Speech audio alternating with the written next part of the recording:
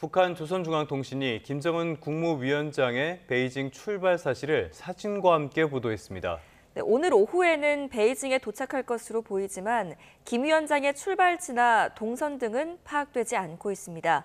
취재기자 연결합니다. 권준기 기자, 북한 측이 김 위원장의 중국 방문을 공식적으로 확인한 거죠? 그렇습니다. 북한 조선중앙통신은 오늘 새벽 2문장짜리 짧은 기사로 김정은 위원장의 베이징 출발 사실을 확인했습니다. 김 위원장이 중국 전승절 80주년 기념행사에 참석하기 위해 어제 전용 열차로 출발했다며 이번 방문은 최선희 외무상을 비롯해 당정 간부들이 수행한다고 전했습니다. 북한이 최고 지도자의 해외 방문을 출발 직후 공식 보도한 것은 이례적입니다. 통신은 기사와 함께 열차 내부로 보이는 사진도 실었습니다. 사진에는 환하게 웃고 있는 김정은 위원장 앞에 최선희 외무상과 얼굴이 보이지 않는 당 간부도 보입니다. 애연가인 김 위원장 책상 위에는 담배와 재떨이, 노트북 등이 놓여 있고 열차 내부를 과거와 달리 나무 소재로 꾸민 점도 눈에 띕니다. 김 위원장이 언제 어디에서 출발했는지는 확인이 됐습니까? 네, 조선중앙통신은 김 위원장이 베이징으로 출발했다고 보도했지만 정확히 몇 시에 어디서 열차에 올랐는지는 명시하지 않았습니다. 주로 중국을 방문할 때 관문으로 썼던 단둥을 지났는지도 파악되지 않고 있습니다. 국내외 언론이 김정은의 동선을 파악하기 위해 북중 접경지인 단둥에 진을 쳤지만 북한에서 넘어오는 전용 열차를 목격하지 못한 겁니다. 이 때문에 김 위원장의 열차가 단둥이 아닌 다른 경로로 중국 국경을 넘었을 가능성도 제기되고 있습니다. 또 지난 4차례 중국 방문 가운데 3차례 동행했던 리설주 여사나 최근 활동폭을 넓힌 딸 주애가 열차에 함께 탔는지도 파악되지 않고 있습니다. 네, 김정은 위원장이 오늘 중에는 베이징에 도착할까요? 네, 김 위원장의 동선이 파악되지 않고 있어 도착 예정 시간도 불투명하지만 적어도 오늘 오후에는 베이징에 도착할 것으로 예상됩니다. 조선중앙통신이 오늘 새벽 김 위원장의 출발 소식을 전한 점으로 미뤄 자정 전에는 중국 국경을 넘었을 것으로 보이기 때문입니다.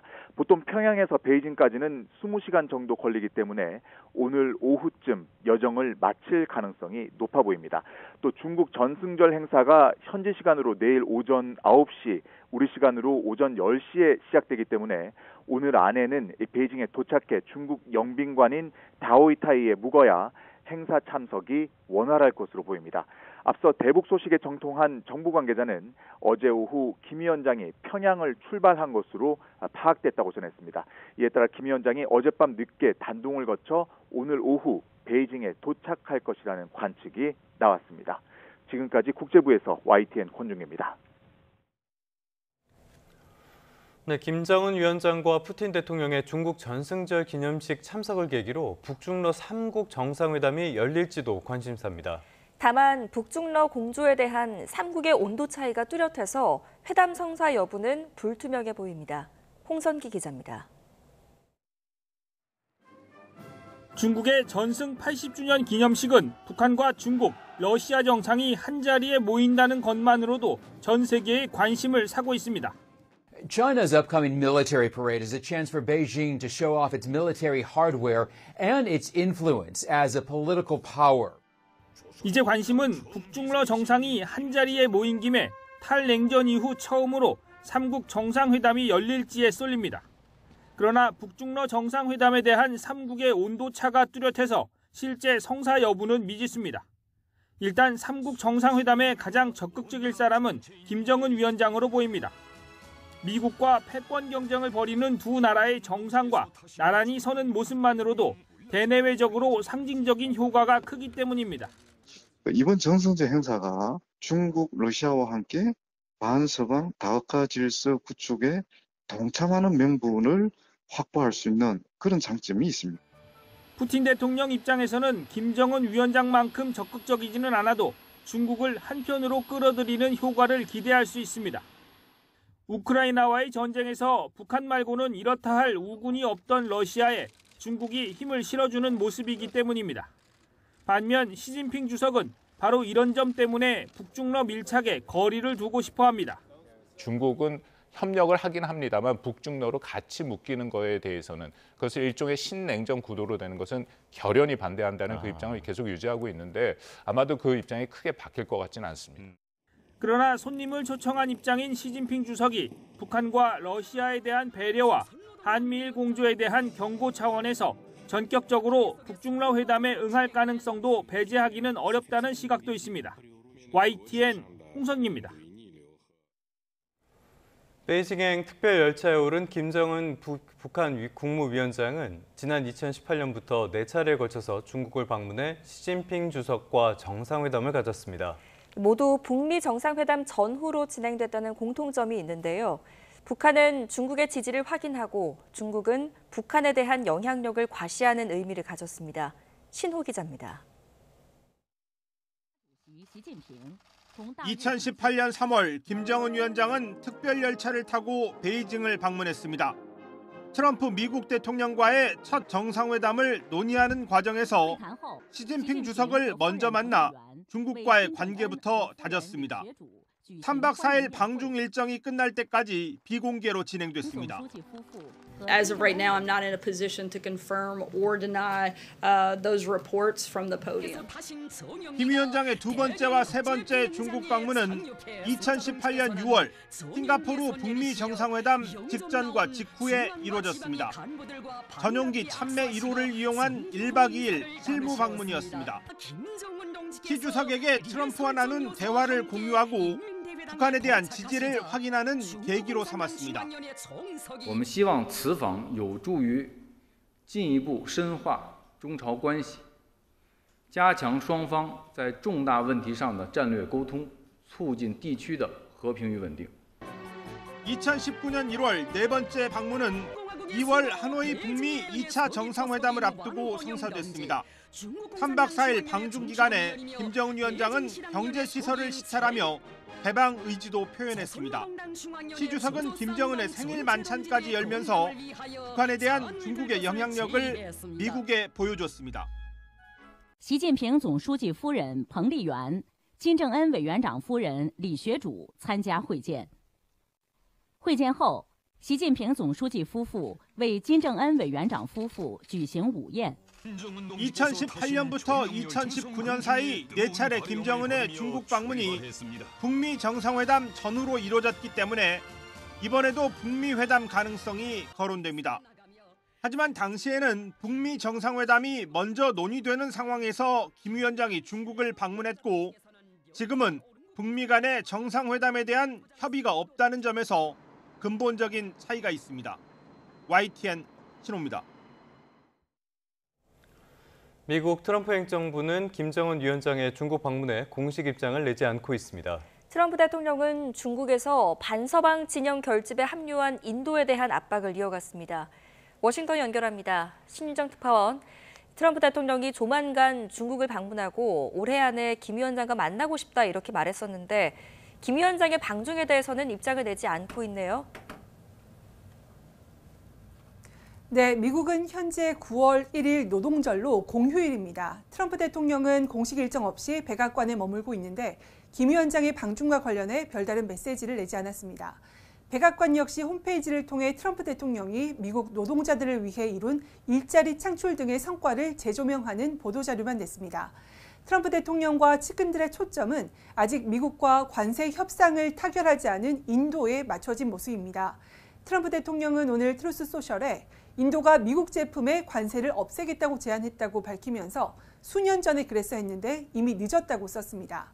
인도가 미국에 엄청난 양의 상품을 판매하면서도 미국을 상대로 높은 관세를 부과하는 일방적인 관계를 지속해 왔다고 지적했는데요.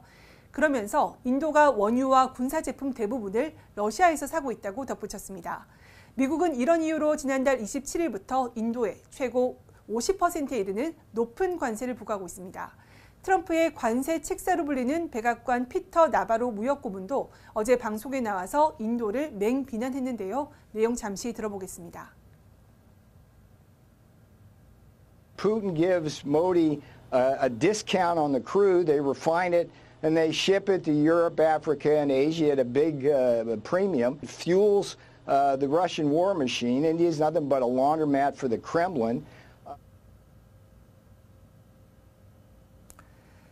이처럼 트럼프 대통령과 측근들의 인도를 향한 압박에는 중국에서 이루어지고 있는 인도 등의 반서방 진영 결집에 불편한 심기를 드러낸 것으로 해석됩니다. 미국으로서는 중국 견제 천병 역할을 해온 인도의 친중국, 친러시아 노선 변화를 의식할 수밖에 없는 겁니다. 현지 언론들도 인도는 물론 중국발 반트럼프 행보를 잇따라 조명하고 있는데요. 월스트리트 저널은 1일자 기사에서 이번 상하이 협력기구 정상회의에 대해서 중국, 러시아, 인도 정상이 손을 잡고 협력을 약속했다면서 이는 트럼프 대통령을 겨냥한 단합의 표현으로 트럼프 대통령의 비전통적인 외교 접근법이 직면한 난관을 강조한다고 진단했습니다. 뉴욕타임스는 중국에서 시진핑 국가주석과 푸틴 러시아 대통령, 모디 인도 총리가 웃으며 손을 맞잡는 모습은 미국 주도의 세계 질서에 대한 대안을 보여주려는 의도된 연출이었다고 지적했습니다. 그러면서 이들은 여전히 중요한 의견 차이가 있음에도 불구하고 상호 우호와 협력의 이미지를 전하려 했다고 분석했습니다. 네, 이번에는 지난번에 있었던 한미 정상회담에 대한 이야기도 해보죠. 비공개 사진 오늘 추가로 공개됐다고요? 네, 그렇습니다. 미국 백악관은 백악관 공식 사진사가 촬영한 지난달 25일 한미 정상회담 사진 40여 장을 사진 공유 사이트를 통해 공개했습니다. 사진 공유 사이트 플리커의 백악관 계정에서 도널드 트럼프 대통령이 이재명 대통령을 백악관에서 맞이하는 장면과 정상회담을 하는 장면 등이 공개된 건데요. 취재진이 퇴장한 뒤 두 정상이 대화하는 모습을 담은 사진도 처음 공개됐습니다. 이 대통령이 결단의 책상에 앉은 트럼프 대통령에게 무엇인가를 적극적으로 설명하거나 설득하는 듯한 모습이 담긴 사진도 포함됐습니다. 이 밖에도 집무실에 앉은 트럼프 대통령이 두 손을 앞으로 편 채 이 대통령과 강훈식 비서실장에게 발언하는 모습이 담긴 사진 등이 다양하게 선보였는데요. 북중러 밀착 시점에 사진이 공개되면서 미국의 한미 동맹과 한미일 협력 강화 구도를 강조하려는 의도로 풀이됩니다. 지금까지 워싱턴에서 YTN 신윤정입니다. 네, 국회 법제사법위원회가 윤 전 대통령의 체포영장 집행 장면이 담긴 서울구치소 CCTV 영상을 열람했습니다. 이들은 윤 전 대통령이 속옷 차림으로 반발하는 모습을 확인했다고 밝혔는데 국민의힘은 모욕이자 망신주기라고 비판했습니다. 윤홍성 기자의 보도입니다. 더불어민주당과 조국혁신당 소속 국회 법제사법위원회 위원들이 서울구치소를 찾았습니다. 윤석열 전 대통령의 특검 체포 불응 과정과 특혜 수용 의혹 등을 점검하겠다는 건데 국민의힘은 정치적 의도가 있다며 불참했습니다. 일반 수용자와는 다른 변호인 접견 혜택 등 특혜를 받고 있다는 제보가 끊이지 않고 있습니다. 2시간 넘는 현장 검증에서 법률권 법사위원들은 두 차례 영장 집행 당시 모습이 담긴 CCTV를 열람했습니다. 윤 전 대통령은 자신은 무죄 추정을 받는 미결수다. 검사를 27년 했는데 합법이면 자발적으로 안 나가겠냐는 등 강력하게 저항한 것으로 전해졌습니다. 이미 알려진 탈의 모습도 사실이었다고 했습니다. 집행을 시도하려고 할 때 이미 속옷 차림으로 자리에 앉아서 성경책으로 보이는 책을 읽고 있으면서 집행을 거부했습니다. 국민의힘은 민주당이 일방적으로 CCTV를 열람하는 건 모욕이자 망신주기라며 우리나라 인권사의 오점으로 남을 거라고 비판했습니다. 대한민국의 법체계와 인권을 완전히 무시하는 겁니다. 유 시장의 모습까지 국민들에게 세세히 전 대통령이 보여줘야 되는 상황이 아니지 않습니까? 윤 전 대통령의 구치소 모습을 담은 영상 일부는 온라인 커뮤니티에 급속히 퍼지고 있습니다. 하지만 국회 차원에서 대국민 공개는 하지 않기로 했는데 동정론과 국격 등 역풍을 우려한 것으로 풀이됩니다. YTN 윤홍성입니다. 특검은 김건희 씨가 국정은 물론이고 당시 여당에도 영향력을 미치려 했던 것으로 의심하고 있습니다. 통일교 측이 윤석열 정부와 소통하는 창구 가운데 하나였던 권성동 의원은 이 수사 정보까지 흘려준 것으로 조사됐습니다. 임혜진 기자입니다.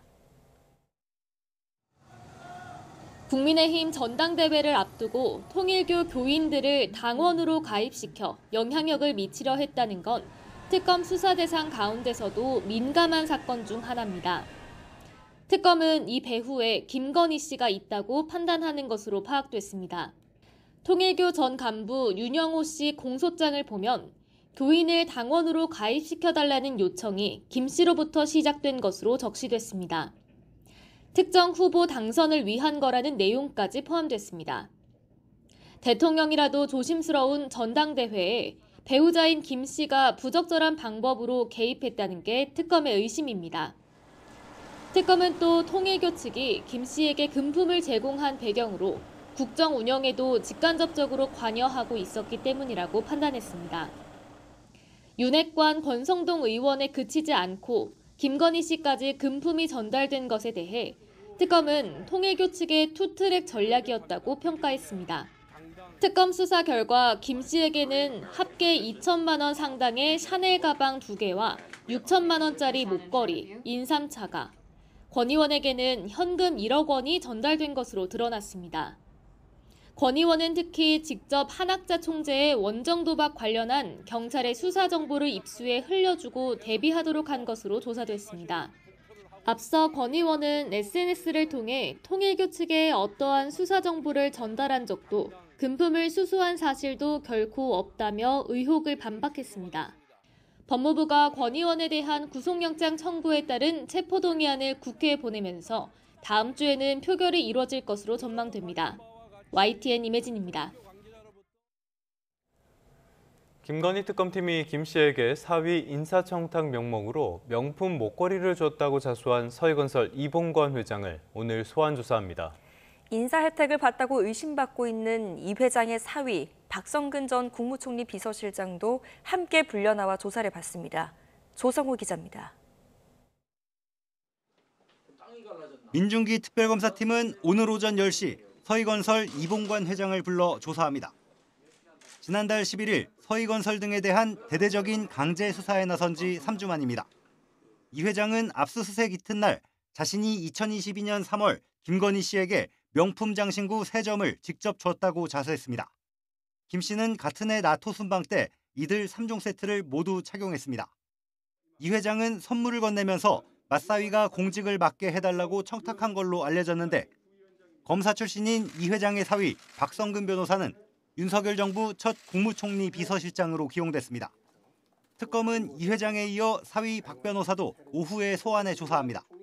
김 씨에게 귀금속을 선물하고 자신이 고위직에 발탁된 과정과 배경 등을 캐물을 걸로 보입니다. 특검은 대통령 부인, 다시 말해 민간인 신분인 김 씨가 인사를 전횡한 사례가 적지 않다고 의심하고 있습니다.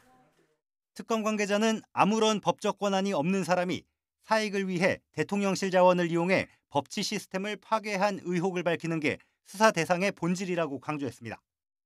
주가 조작을 비롯한 기존 의혹들로 김 씨를 구속 기소한 특검이 이른바 김 씨의 매관 매직 의혹 수사에 박차를 가하고 있습니다. YTN 조성호입니다.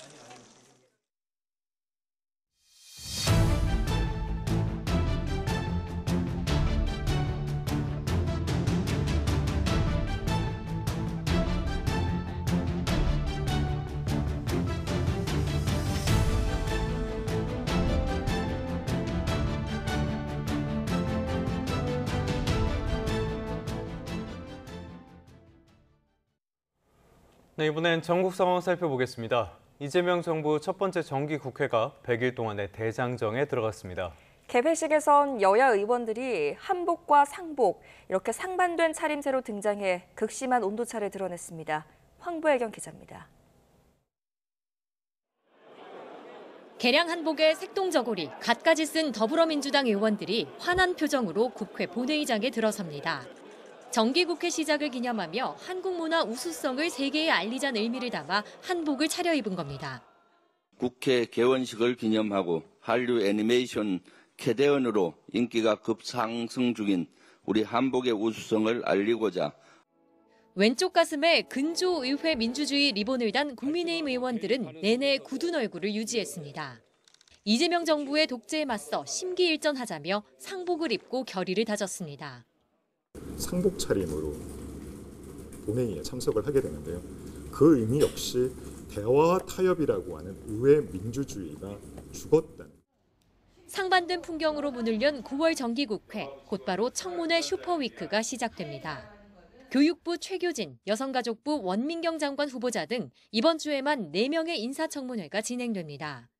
9일과 10일엔 여야 교섭단체 대표 연설, 15일부터 나흘 동안은 분야별 대정부 질문이 이어집니다.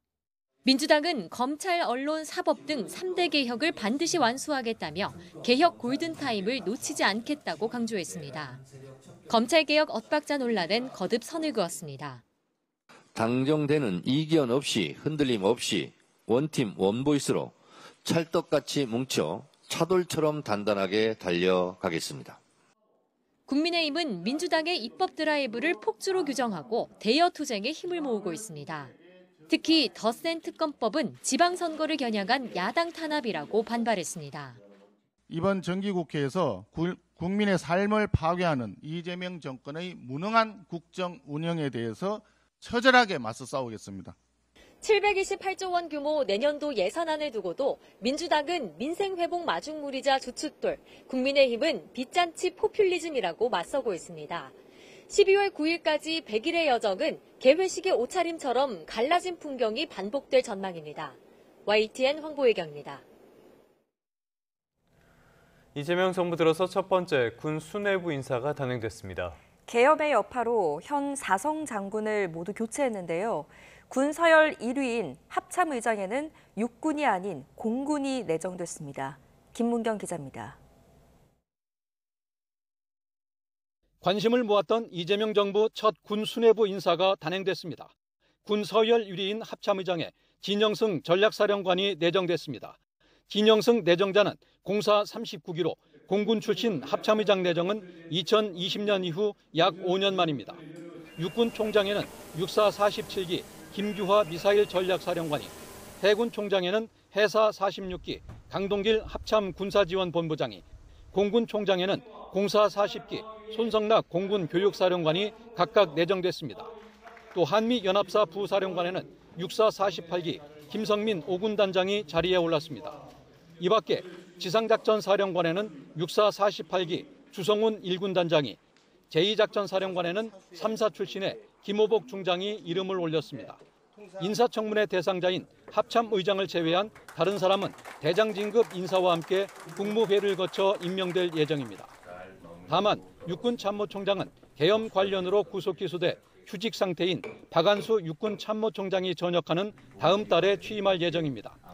윤석열 정부 시절인 지난 2023년 10월 4성 장군 7명을 모두 교체한 지 약 2년 만에 이번에는 계엄 여파로 4성 장군 7명을 전원 교체한 겁니다. 대장급 장성을 전원 교체함으로써 인적 쇄신을 도모하고 군을 조기에 안정화시켜 나갈 것입니다. 다만 육군의 경우 핵심 보직인 총장과 지상작전사령관, 한미연합사 부사령관의 육사 출신을 중용하는 등 기존 인사 원칙을 크게 흔들지는 않았다는 평가입니다. 국방부는 국민에게 신뢰받는 국민의 군대라는 역할에 충실하고 강한 군대로 거듭날 수 있도록 최선을 다하겠다고 밝혔습니다. YTN 김문경입니다. 여권에선 검찰의 보안 수사권 폐지 여부를 두고 논쟁이 이어지고 있습니다. 검찰 안팎에서도 공방이 이어지는 가운데 경찰에서는 검찰의 보안 수사권 폐지에 찬성하는 목소리가 공개적으로 나왔습니다. 정현우 기자입니다. 이재명 정부가 추진하는 검찰개혁은 수사와 기소 분리를 기본 내용으로 하고 있습니다. 다만 경찰 수사가 미진하다고 판단될 경우 검사가 직접 수사할 수 있게 하는 보안 수사권까지 없애야 하는지를 두고 이견이 계속되고 있습니다. 특히 정성호 법무부 장관이 보안 수사권 폐지와 관련해 논의가 필요하다는 취지의 신중한 입장을 밝히면서 논쟁이 시작됐습니다. 특히 경찰의 수사의 어떤 부실한 측면 또는 봐주기 측면을 보완할 수 있는 제도적 장치는 꼭 필요합니다. 네. 이에 대해 민주당 내 강성으로 분류되는 민영배 의원은 정 장관을 향해 너무 나갔다며 개인적 의견을 말한 것 같다고 비판했고, 이문정 서울 동부지검장은 공개석상에서 정 장관이 검찰에 장악됐다며 공개 저격하기도 했습니다. 정성호 장관님의 말씀은 검찰이 바라는 아니라는 건 다 아시지 않습니까? 법무부조차도 지금 검찰이 다 장악돼 있는 상태인 건 알지 않습니까? 검찰 내부망에선 임 지검장을 향해 보안 수사를 해본 적은 있느냐는 등 검사들의 비난이 이어졌습니다. 이런 가운데 경찰도 검찰의 직접 보안 수사 폐지에 찬성하는 목소리를 내기 시작하면서 논쟁에 뛰어들었습니다. 박성주 경찰청 국가수사본부장은 정례 기자간담회에서 수사 기소분리라는 대전제에서 직접 보안 수사도 일종의 수사인 만큼 보안 수사 요구권으로 일원화돼야 하는 게 옳다는 입장을 밝혔습니다. 다만 검찰이 보안 수사를 요구하면 경찰도 당연히 보안 수사를 하고 경찰 수사가 미진할 경우 담당 경찰 교체나 징계 요구권이 당연히 있어야 할 것이라고 말했습니다. 또 검사의 영장 청구권과 검찰의 기소 독점 등으로 경찰 수사권도 10중으로 통제를 받고 있다며 검찰 개혁으로 경찰권이 비대해질 것이란 우려에 대해 반박했습니다. 검찰 보안 수사권 폐지 이외에도 신설될 중대범죄수사청에 대해서도 어느 부처 산하에 둘지 등 논쟁이 계속되고 있습니다. 대통령실과 여권 지도부에서 봉합에 나선 가운데 오는 4일 국회 법제사법위원회에서 열리는 공개 토론을 통해 검찰개혁과 관련한 갈등이 해소될지 관심입니다. YTN 정윤우입니다. 더불어민주당의 강경파 의원들이 주장하고 또 추진하고 있는 이른바 내란 특별법에 대해서 대법원이 처음으로 입장을 내놨습니다. 신중해야 한다는 건데요. 특히 내란 특별재판부 설치를 두고는 사법부 독립 침해임은 물론 위헌 논란이 불거질 수도 있다고 우려했습니다. 이경국 기자입니다. 더불어민주당은 강경파를 중심으로 이른바 내란 특별법을 추진하고 있습니다. 비상계엄 관련 사건들을 전담할 내란 특별재판부 설치 등을 골자로 하는 법안입니다. 윤석열 전 대통령 구속 취소, 한덕수 전 총리 구속영장 기각 등으로 사법부가 불신을 초래한 만큼 공정한 재판을 위한 특단의 대책이 필요하다는 겁니다. 사법부가 좀 소극적이 아니냐, 오히려 내란 세력들을 감싸게 하는 거 아니냐 이런 의혹이 제기가 되고 있는 거죠. 이와 관련해 대법원 소속 법원행정처가 지난달 29일 법안을 검토한 의견을 국회에 냈습니다. 먼저 내란 특별재판부 그리고 특별영장 전담판사 설치에 대해선 신중한 검토가 필요하다는 입장입니다. 그 자체로 사법권 독립 침해인데다 공정성 담보를 위한 무작위 배당 원칙도 지킬 수 없게 돼 재판 신뢰를 저하할 수 있다는 겁니다. 법원 행정처장은 국회에 나와 위헌 논란으로 자칫 재판이 무효가 될 수 있다는 우려도 밝혔습니다. 위헌적인 조치라는 주장을 할 텐데 이런 역사적인 재판이 무효화돼버리는 그런 엄중한 사태가 생길 수도 있겠습니다.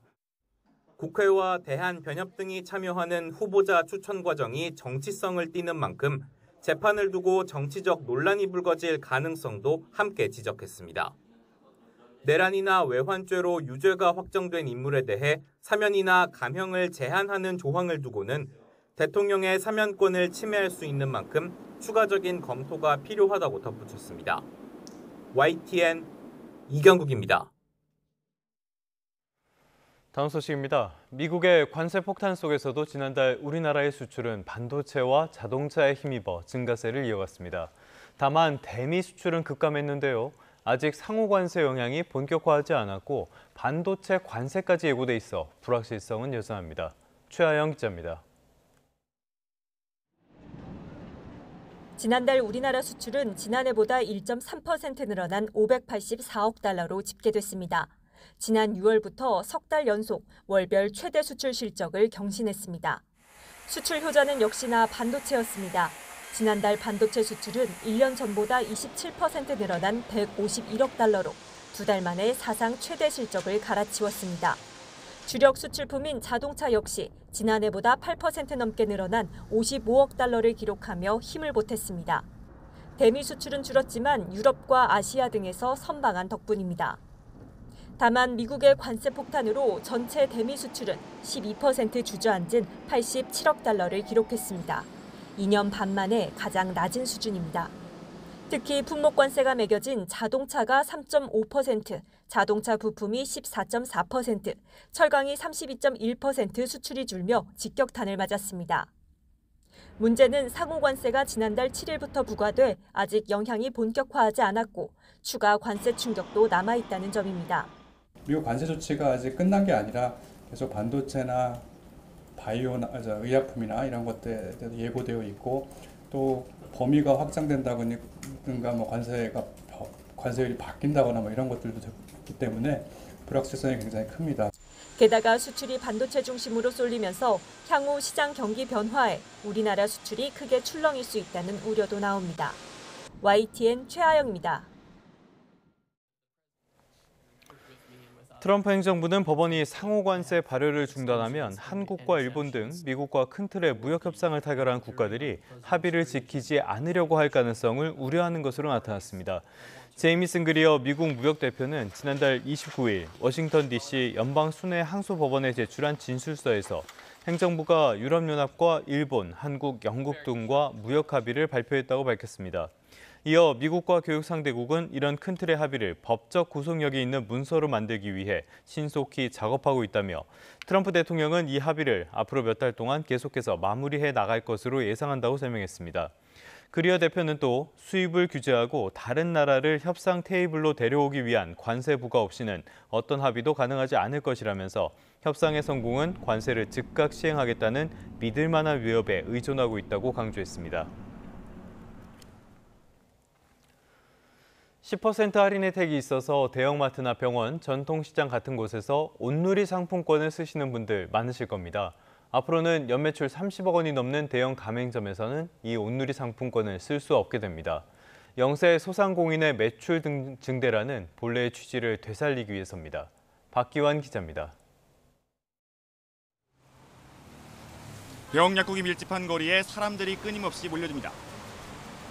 살 빠지는 약부터 영양제까지 다양한 약들을 한눈에 볼 수 있는 데다가 온누리 상품권도 쓸 수 있기 때문입니다. 혹시 여기도 온누리 상품권 사용? 그러니까 예. 뭐 어떻게 지류라든지 다 가능한가요? 상관없어요. 온누리 상품권은 전통시장 영세 상인들의 매출 확대를 위해 조성된 사업입니다. 하지만 이곳 대형 약국들은 광장시장 바로 옆에 위치했다는 이유만으로 10%의 가격 혜택을 누리고 있는 셈입니다.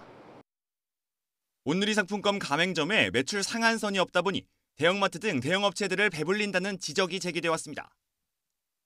게다가 지난해 학원과 교습소, 병원까지 사용처가 더 늘어나면서 이런 부작용은 더욱 두드러졌습니다. 이에 정부가 온누리 상품권의 사용처를 제한하기로 했습니다.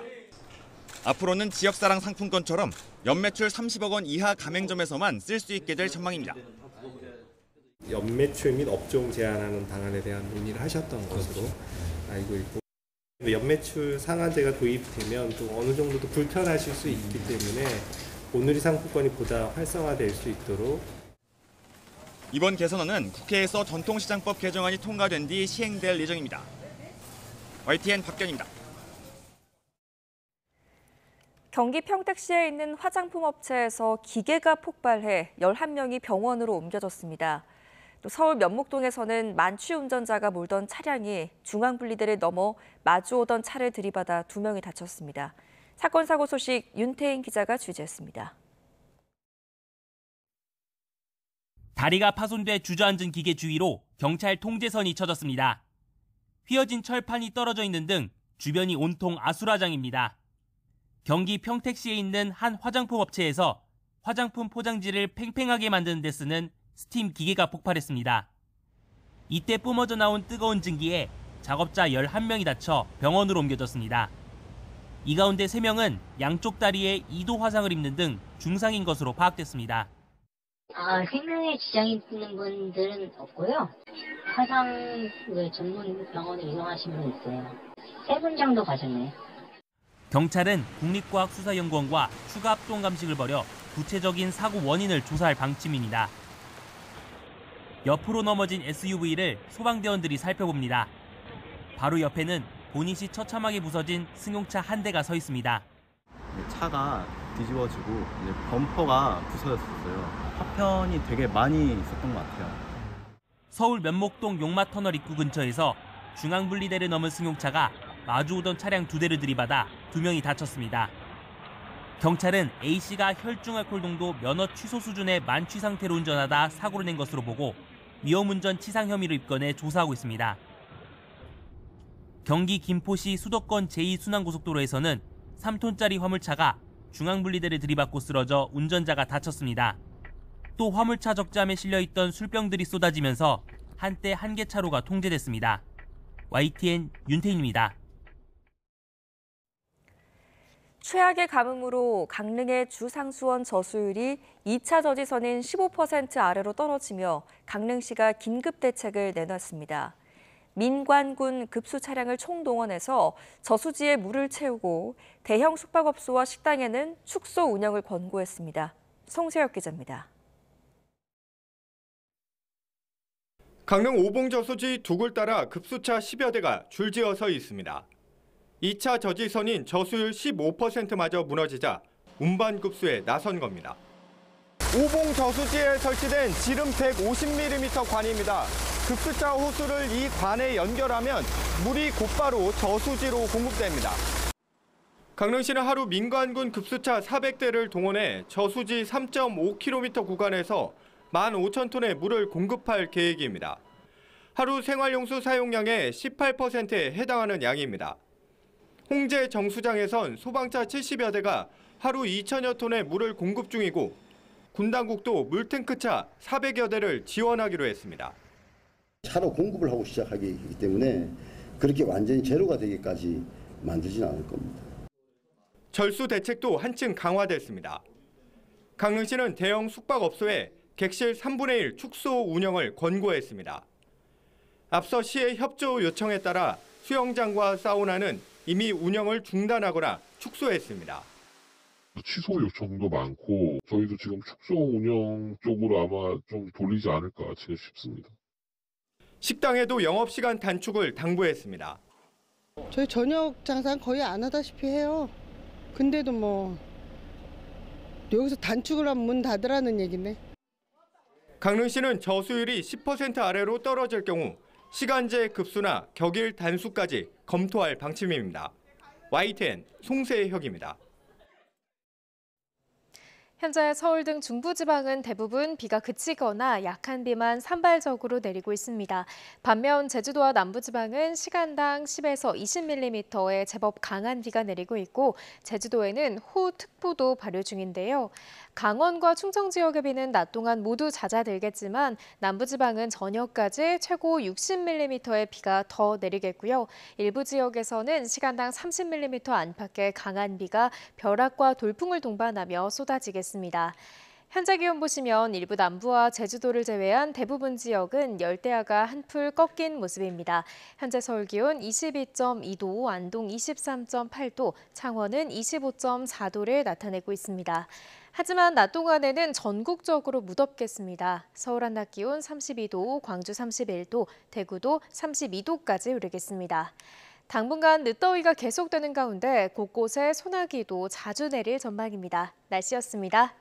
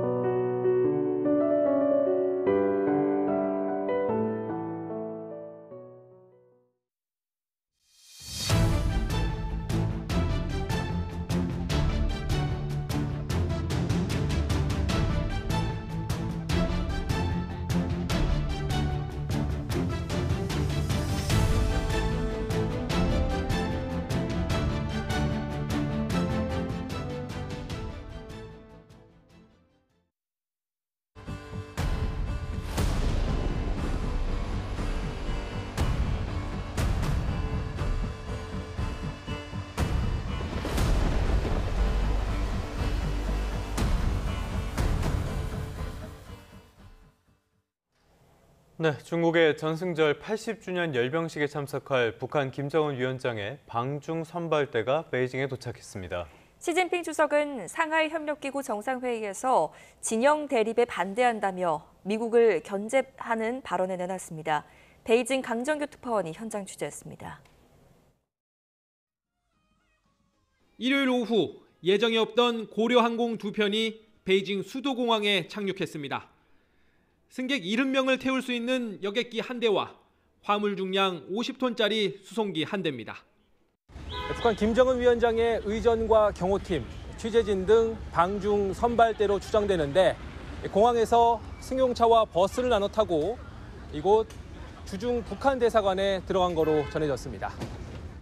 주말 사이 본청 건물은 백색 성전 형태로 개축을 마쳤고 깃발과 휘장을 장식할 새로운 조형물도 생겼습니다. 외곽엔 철제 난간을 새로 두르고 주차된 차량을 이동시키는 등 특급 경호로 삼엄한 분위기입니다.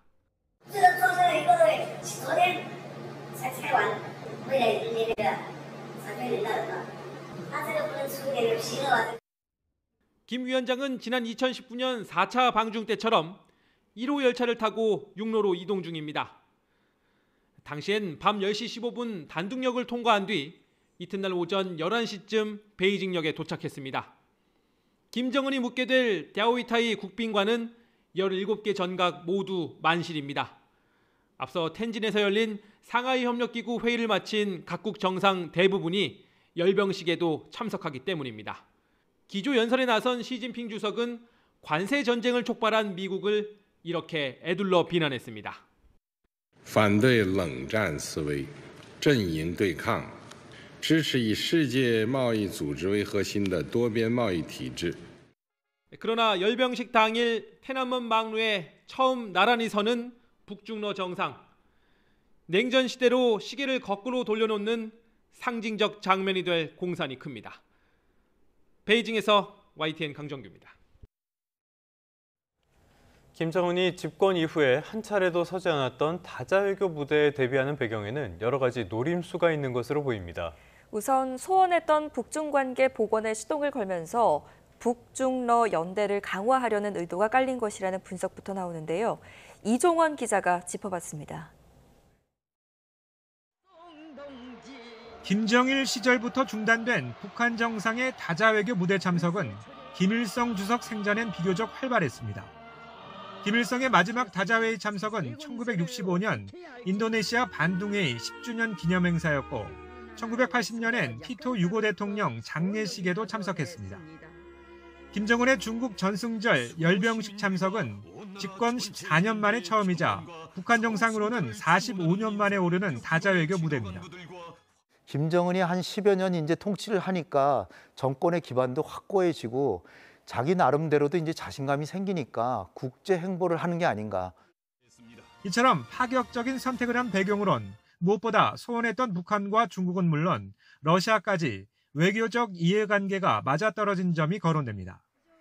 김 위원장의 방중 발표는 이재명 대통령이 한일 한미 정상회담을 잇따라 마치고 귀국한 당일 이뤄졌습니다. 俄罗斯总统普京、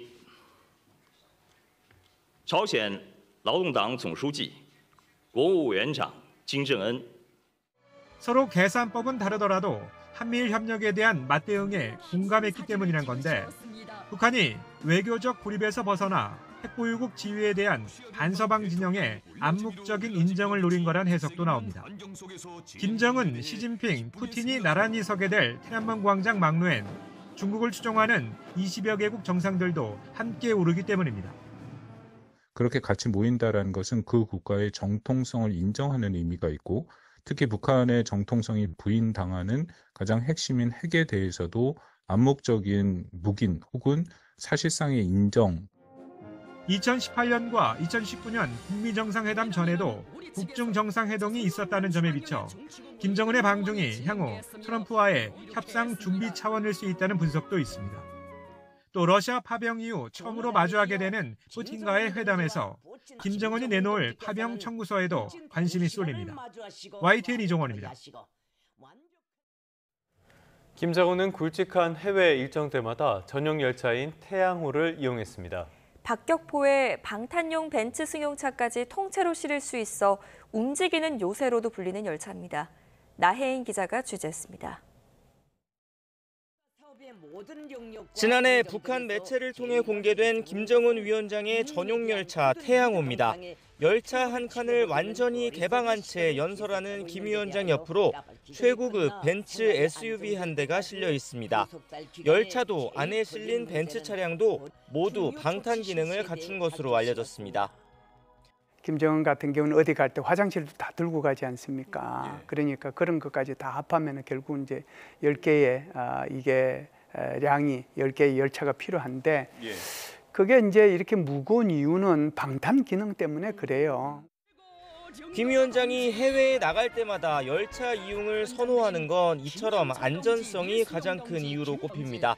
2019년 트럼프 미국 대통령과 베트남 하노이에서 만날 땐 60시간 넘게 열차를 탔고 재작년 9월 푸틴 러시아 대통령과 회담 땐 왕복 9박 10일 동안 이동하는 일정을 감수했습니다. 승리하는 김정은 동지께서 타신 전용 열차는 당과 정부, 무력기관의 지도 간부들과 환성 군중의 뜨거운 발해움을 받으며 출발했습니다. 김 위원장의 전용 열차는 방탄 기능뿐 아니라 박격포 같은 무기와 레이더 탐지를 회피하는 스텔스 기능도 탑재한 것으로 알려졌습니다. 열차 안 집무실엔 위성 통신 장비도 갖춰져 있어 달리는 요새로 불립니다. 식당과 체육, 의무시설, 수행원들을 위한 공간까지 무게는 일반 열차보다 무거울 수밖에 없습니다. 북한의 선로 상태가 이를 감당하긴 버겁다 보니 속도는 시속 60km를 넘기기 어려운 것으로 전해집니다. YTN9입니다. 대통령실은 방중에 나선 김정은의 일거수일투족을 예의주시하고 있습니다.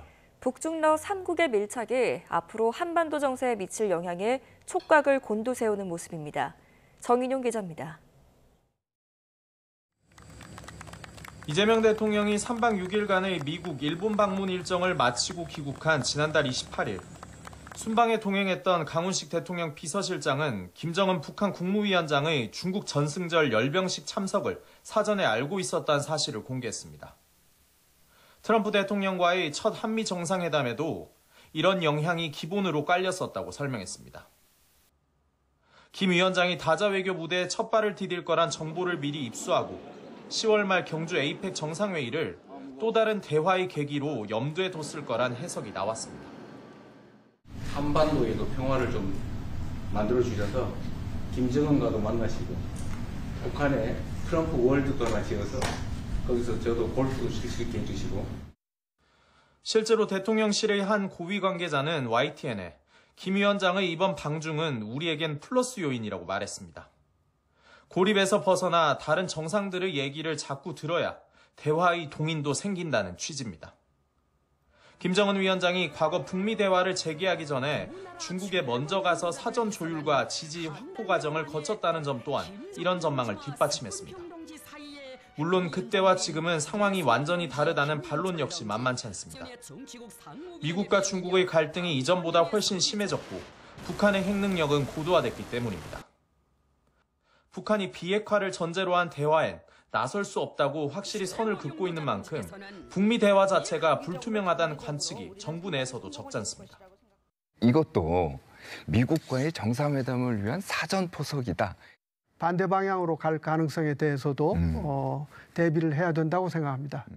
그 가능성은 현재로서는 매우 낮다고.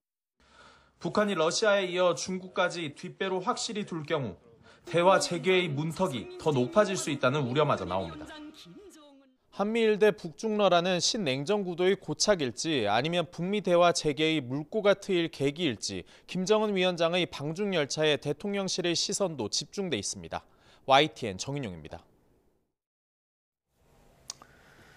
무엇보다 반트럼프 그리고 반미 기조를 선명히 한 이번 상하이 협력기구 정상회의에서 특히 주목을 받은 인물은 다름 아닌 푸틴 대통령입니다. 미국과 갈등을 빚고 있는 나라 정상들을 잇따라 만나 우크라이나 문제 등을 논의하며 미국을 견제하는 모습을 연출했습니다. 이경아 기자입니다. 상하이 협력기구 SCO 정상회의를 마친 푸틴 러시아 대통령은 가장 먼저 모디 인도 총리를 찾았습니다. 푸틴 대통령은 모디 총리를 친애하는 친구라고 부르며 각별한 친밀감을 드러냈습니다. 우크라이나전 이후 이어진 서방 제재 속에도 인도는 러시아산 원유를 계속 사줬기 때문입니다. Уважаемый господин премьер-министр, дорогой друг, Россия и Индия поддерживают десятилетиями особые отношения, дружеские, доверительные. Это фундамент для развития наших отношений в будущем. 모디 총리 역시 어려운 때일수록 양국은 항상 함께 해왔다며 화답했습니다. 미국이 러시아산 원유 수입 등을 이유로 인도에 최고 50%의 관세를 부과한 이후 보란 듯 공개석상에서 러시아와의 협력을 강조한 겁니다. हमारा करीबी सहयोग न केवल दोनों देशों के लोगों के लिए बल्कि वैश्विक शांति, स्थिरता और समृद्धि के लिए महत्वपूर्ण है. 푸틴 대통령은 우크라이나와의 협상을 3차례 중재한 에르도안 튀르키예 총리에게 감사를 전하며 앞으로도 역할을 해달라고 강조했습니다. 우크라이나전 이후 군사 분야 등에서 협력해온 이란과는 핵 문제를 포함한 각 분야에서 교류를 넓혀가기로 약속했습니다. خودمون شخصا خودم پیگیر توافقاتی که نوشته شده هستم و در تلاشیم تمام موانعی که سر راه ما وجود داره اونا رو از بین ببریم. 미국 등 서방이 우크라이나와의 양자회담에 대해 입장을 밝히라고 한 시한은 이미 지나갔습니다. 하지만 푸틴 대통령은 젤렌스키 우크라이나 대통령과의 만남에는 답하지 않은 채 우방국 정상들과 잇따라 회담하며 자신감을 드러냈습니다. 오늘은 베이징에서 시진핑 중국 국가주석과 만나 에너지 분야를 포함해 20건에 이르는 합의를 체결할 예정입니다. 같은 날 베이징에 도착하는 김정은 북한 국무위원장과도 만날 수 있어 미국을 견제하는 북중러 연대를 다시 한번 과시할 것으로 보입니다. YTN 이경아입니다.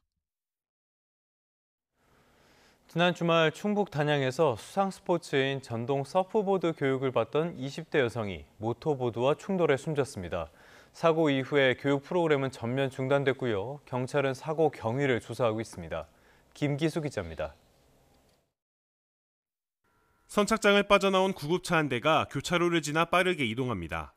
지난달 30일 충북 단양에서 전동 서프보드 교육을 받던 20대 여성 A씨가 수상 스키를 끌던 모터보트와 충돌했습니다. A씨는 안전요원에게 구조돼 병원으로 옮겨졌지만 끝내 숨졌습니다. 모터보트에 타고 있던 강사와 교육생 2명은 크게 다치진 않은 것으로 확인됐습니다. 사고 이후 단양구는 다음 달까지 운영 예정이었던 체험교실을 전면 중단하고 선착장도 폐쇄했습니다. 사고 당시 A씨는 구명조끼는 착용하고 있었지만 방향 전환에 실패해 서프보드 교육구역을 벗어난 것으로 알려졌습니다.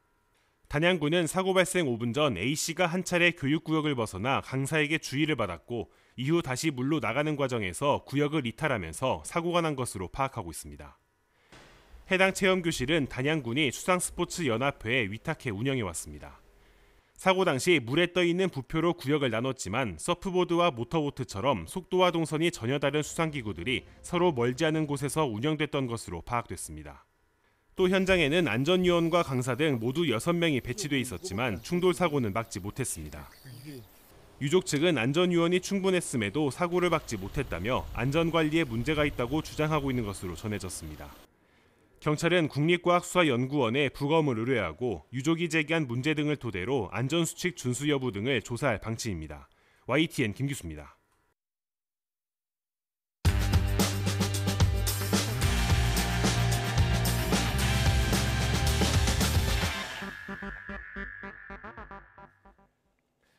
(9월 2일) 화요일 스타트 브리핑 시작합니다. 김정은 북한 국무위원장이 중국 전승절 열병식 참석을 위해 베이징으로 향하고 있죠.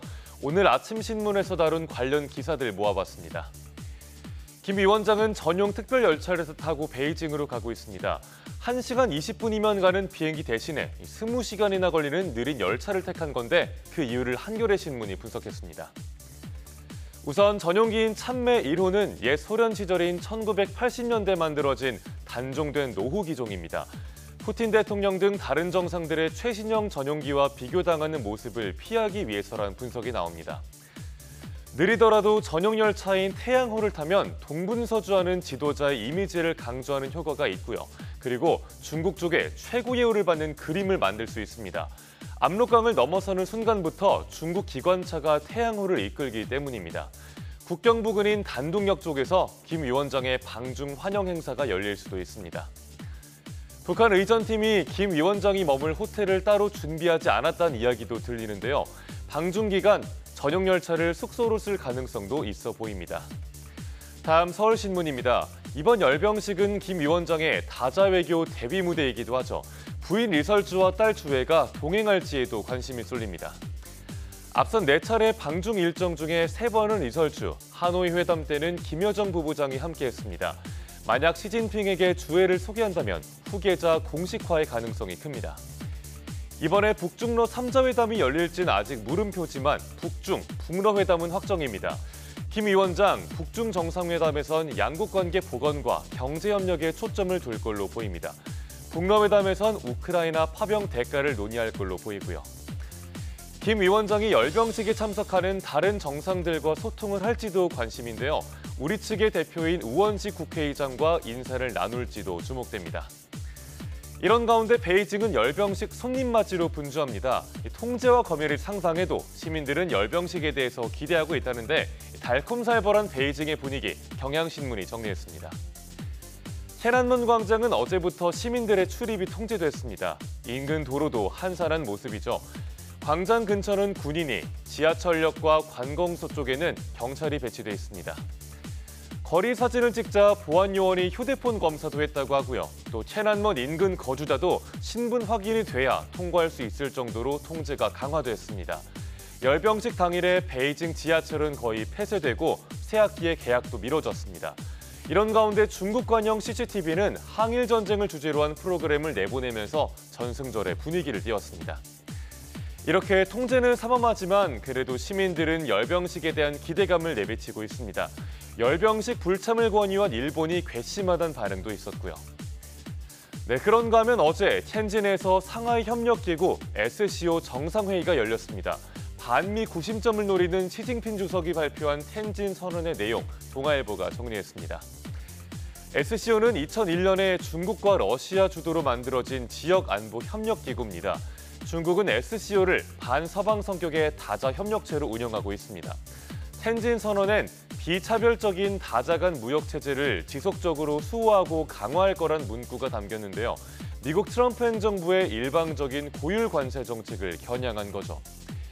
50%의 관세 폭탄을 맞은 모디 인도 총리도 열병식엔 불참하지만 SCO 정상회의엔 참여했습니다.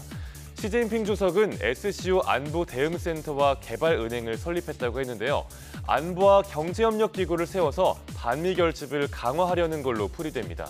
또 올해 안에 회원국들에게 약 4천억 원의 무상 원조를 제공하고 2조 원의 신규 대출도 지원하겠다고 했습니다. 푸틴 대통령도 유라시아의 새로운 안보 체제를 구축할 토대가 마련될 거라고 중국에 화답했는데요. 이제 내일 열병식에서 북중러 정상에 어떤 발언이 나올지 지켜보시죠. 9월 2일 아침 신문에서 다룬 중국 전승절 열병식 관련 기사들 살펴봤습니다. 지금까지 스타트 브리핑이었습니다.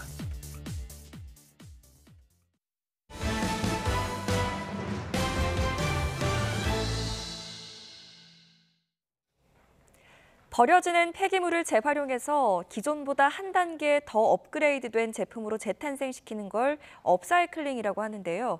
경기도가 학교 급식 과정에서 버려지는 농업 부산물을 생분해해서 플라스틱으로 업사이클링하는 작업에 착수했습니다. 최명신 기자입니다. 경기도 농수산진흥원이 학교에 급식을 공급하기 위해서 운영 중인 농산물 보관창고입니다. 초등학교 점심 메뉴로 나갈 양상추를 사전 손질하는 작업이 한창입니다. 양상추는 운반 과정에서 쉽게 무르는 특성 탓에 겉잎을 일일이 제거해야만 합니다.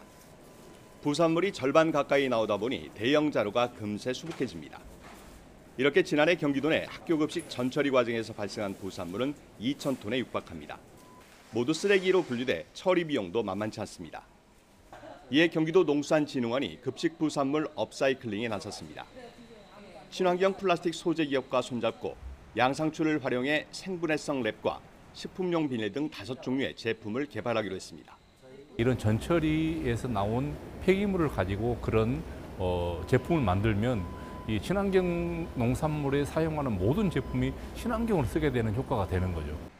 계약한 업체가 만든 생분해 플라스틱 시제품들입니다. 식탁보, 접시, 빨대, 포크 등으로 일반 토양이나 해양 환경에서 미생물과 접촉하면 완전 자연분해됩니다. 양상추 안에 있는 식이섬유를 가지고 이제 필름이라든지 이제 트레이를 만드는 데 있어서 좀 유익한 이제 성분을 가지고 있기 때문에 저희가 양상추를 진행하게 되었습니다. 도농수산진흥원은 연말까지 성능 검증과 인증 획득을 순차적으로 마무리할 예정입니다. YTN 최명신입니다.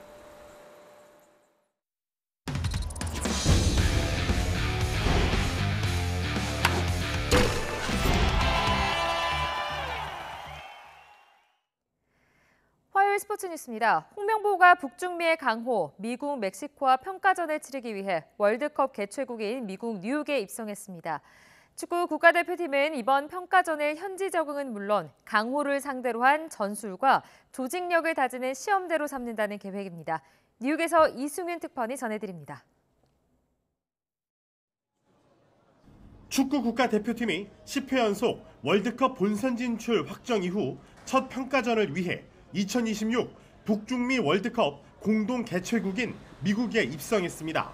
홍명보 감독이 이끄는 대표팀은 재미 한인들의 환영 속에 뉴욕에 도착했습니다. 네, 한국 대표팀 너무 미국에서 잘 응원하고 있고요. 그리고 앞으로도 활약 기대하겠습니다. 이강인 선수 좋아합니다. 응원합니다. 화이팅! 피파 랭킹 23위인 한국 대표팀은 15위의 미국, 13위의 멕시코를 상대로 2연전을 치르기 위해 국내파 9명, 해외파 17명의 선수를 소집했습니다. 최정예 멤버가 총출동하는 이번 평가전은 미국에서 열려 현지 적응은 물론 강호를 상대로 전술과 조직력을 다질 절호의 기회. 미국에서 평가전 하는 만큼 좀 잘해서 월드컵 준비 잘했으면 좋겠습니다. 저는 미국전은 2대0 승리 예상하고요. 멕시코전은 1대0 승리 예상하고 있습니다. 눈길을 끄는 건 독일 연령별 대표에 이어 분데스리가에서 뛰고 있는 외국 태생의 첫 혼혈 태극전사 옌스 카스트로프의 합류입니다. 취약 포지션인 수비형 미드필더 자원으로 대표팀 중원에 새 바람을 일으킬 것으로 기대를 모으고 있습니다. 다만 주전 미드필더 황인범이 부상으로 합류하지 못해 둘의 호흡을 맞춰볼 수 없게 된 점은 아쉬움으로 남습니다. 손흥민의 미국 리그 이적 이후 대표팀에서의 역할 변화와 토트넘 시절 사제 관계였던 마우리시오 포체티노 미국팀 감독과의 만남도 관심입니다. 대표팀은 이곳 뉴욕에서 1시간 정도 떨어진 뉴저지주 해리슨에서 오는 7일 새벽 6시에 미국과 10일 오전 10시에는 테네시주 내슈빌에서 멕시코와 맞붙습니다. 뉴욕에서 YTN 이승윤입니다. 지난해 한국 시리즈 무대에서 격돌했던 기아와 삼성이 올해는 치열한 가을 야구 경쟁에 매달려 있는데요. 투타가 함께 반등한 삼성이 막판 무서운 상승세를 타고 있는 반면 기아의 발걸음은 여전히 무겁습니다. 이경재 기자의 보도 보시고요. 스포츠 뉴스는 내일 돌아오겠습니다. 3회 경기를 뒤집는 강민호의 투런포가 터지고 다시 한 점차로 쫓긴 6회엔 이재현이 승리에 다가서는 솔로포를 뽑아냅니다. 선발 원텐에 이어 7회부터는 배찬승과 이승민, 김태훈이 1이닝씩을 무실점으로 책임지며 한화의 3연전 수입을 완성합니다. 지난주 까다로운 두산과 한화를 만나 5승 1패. 삼성은 투타가 함께 반등하며 확실한 상승세에 올라탔습니다. 지난주 마운드는 패한 한 경기를 빼면 모두 3실점 이내로 막았습니다. 특히 불펜에서 김태훈이 4경기에서 4이닝 무실점. 김재윤은 역시 4경기에서 4이닝 1실점으로 뒷문을 잘 잠갔습니다. 시즌 막바지 다다르면서 이제 체력적인 이슈가 가장 커서 이제 그런 부분에서 좀 체력적인 부분을 좀 더 100% 컨디션을 만들 수 있게 약간 거기에 좀 중점적으로 했던 것 같아요. 타선에선 구자욱이 5경기 연속 멀티히트를 치는 등 홈런 2개 10타점으로 펄펄 날았고 디아즈는 홈런 3방을 날리며 무게를 실었습니다. 3위 SSG의 2경기차 7위에서 일주일 만에 승차 없이 5위. 중위권 혼전 가운데 홀로 독주하며 가장 유력한 3위 후보로 떠올랐습니다. 지난주를 가장 아쉽게 보낸 건 기아였습니다. 6연패를 끊고 SSG의 위닝 시리즈를 기록하며 흐름을 바꾸는가 싶더니 일요일 KT의 9회 말 석점을 내주고 끝내기 패배를 당해 여전히 8위에 머물렀습니다. 잔여 일정이 시작되는 이번 주부터는 쉬는 날이 생기면서 에이스를 더 투입시킬 수 있고 엔트리도 5명 늘어나는데 숨막히는 가을 야구 싸움의 중요한 변수가 될 전망입니다. YTN 이경재입니다. 올여름 정말 기록적인 폭염이 나타났습니다. 계절이 가을에 접어들면서 더위의 기세가 한풀 꺾이는 모습인데요. 현재 서울 기온은 22.2도로 아침 공기가 많이 후텁지근하진 않지만 낮 동안에는 늦더위가 남아 있습니다. 서울 한낮 기온이 32도까지 오르면서 예년 수준을 4도가량 웃돌겠습니다. 현재 레이더 화면부터 살펴보겠습니다. 서울을 비롯한 중부지방은 비가 그치거나 약한 비만 내리고 있습니다. 반면 제주도와 남부 곳곳으로는 강한 비가 집중되고 있는데요. 특히 제주도 북부에는 시간당 30mm 안팎의 장대비가 쏟아지며 호우주의보가 내려졌습니다. 남부와 제주도는 오늘 저녁까지 최고 60mm의 비가 더 내리겠고요. 강원과 충청 지역은 5에서 20mm의 산발적인 비가 이어진 뒤 낮 동안 모두 잦아들겠습니다. 현재 기온 보시면 열대야는 대부분 한풀 꺾인 모습입니다. 제주도와 일부 남해안 지역만 25도를 웃돌고 있는데요. 현재 서울 기온 22.2도, 세종 23.4도, 부산은 25.8도를 나타내고 있습니다. 하지만 낮 동안에는 전국적으로 무덥겠습니다. 서울과 대구의 낮 기온 32도, 광주는 31도까지 오르겠습니다. 당분간 늦더위가 계속되는 가운데 곳곳에 소나기도 자주 내릴 전망입니다. 오늘 남부지방은 오후까지 시간당 30mm 안팎의 강한 비가 벼락과 돌풍을 동반하며 쏟아질 수 있겠습니다. 교통안전과 시설물 관리에 유의하시기 바랍니다. 지금까지 YTN 윤수빈입니다. 네, 뉴스타트 3부 잠시 뒤에 계속됩니다.